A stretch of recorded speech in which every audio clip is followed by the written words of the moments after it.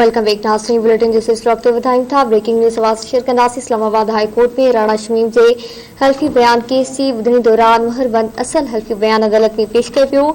Chief justice तरमीनुल्लाह रिमास नात इहो बयान जोड़े पियो आहे त हीअ अदालत कॉम्प्रोमाइज़ आहे।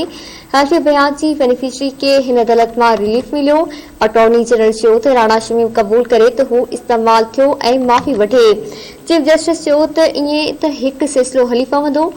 अदालत पर्दे जुर्म लाइ 7 जनवरी की तारीख़ मुक़रर करे छॾी। मीडिया सां ॻाल्हाईंदे गिलगित बल्तिस्तान जे अॻूणे चीफ जज राणा शमीम चयो त हलफ़नामो रिकॉर्ड कराइण वक़्तु हू अकेलो हो।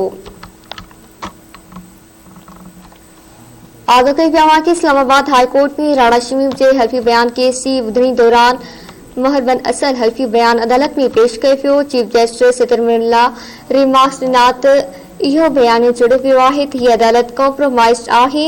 हल्फी बयान जी बेनिफिशरी खे हिन अदालत मां रिलीफ मिलियो। अटॉर्नी जनरल चयो त राणा शमीम क़बूल करे त हू इस्तेमाल थियो ऐं माफ़ी वठे। चीफ जस्टिस चयो त ईअं त हिकु सिलसिलो हली पवंदो।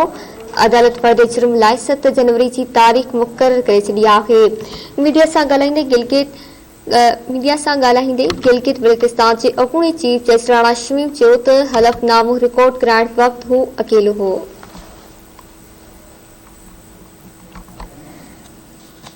आगाह कई पिया कि इस्लामाबाद हाई कोर्ट में राणा शमीम जे हल्फी बयान केस जी ॿुधणी दौरान मुहरबंद असल हल्फी बयान अदालत में पेश कयो पियो। चीफ जस्टिस तरमीनुल्लाह रिमास नात इहो बयान जोड़े पियो आहे त हीअ अदालत कॉम्प्रोमाइज़ आहे।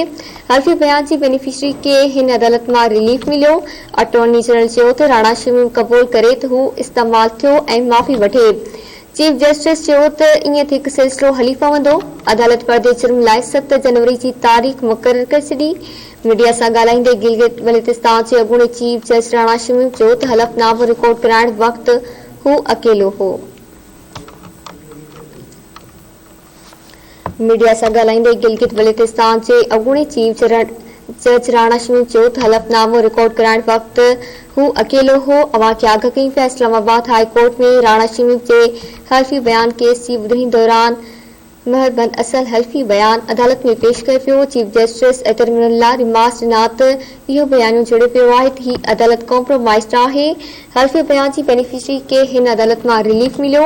अटॉर्नी जनरल चयो त राणा शमीम क़बूल करे त हू इस्तेमाल थियो ऐं माफ़ी वठे।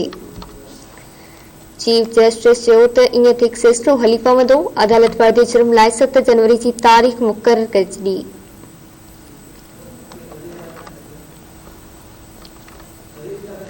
तफ़सील माल कंदासीं इस्लामाबाद मां ब्यूरो चीफ नज़ीर चारण खां। जी नज़ीर आगाह कजो। जी बिल्कुल सुप्रीम कोर्ट में अॻूणे चीफ जस्टिस गिलगित बल्तिस्तान राणा शमीम के हवाले से हलफ़नामो जो है सो अॼु सुप्रीम कोर्ट में पेश किया वियो। सुप्रीम कोर्ट में रुकनी बेंच चीफ जस्टिस की अगवाणी में राणा शमीम के हवाले से केस की ॿुधणी कई।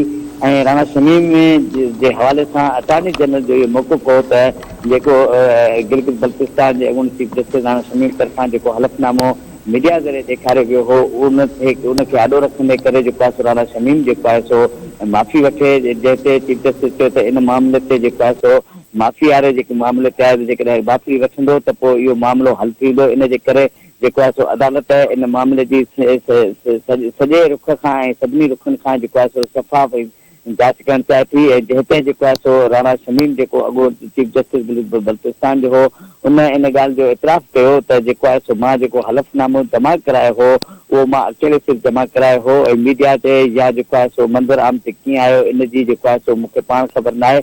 इन हवाले से है सो शफ़ाफ़दार थियण घुर्जे। अदालत है सो राणा शमीम के फर्द जुर्म है सो आयद करण जो है सो इम्कान फ़ैसिलो करे छॾियो ऐं 7 जनवरी ताईं केस जी जेकी ॿुधणी आहे उहा मुलतवी कई वई आहे। जी मेहरबानी नज़ीर चारण आगाह करण जे लाइ।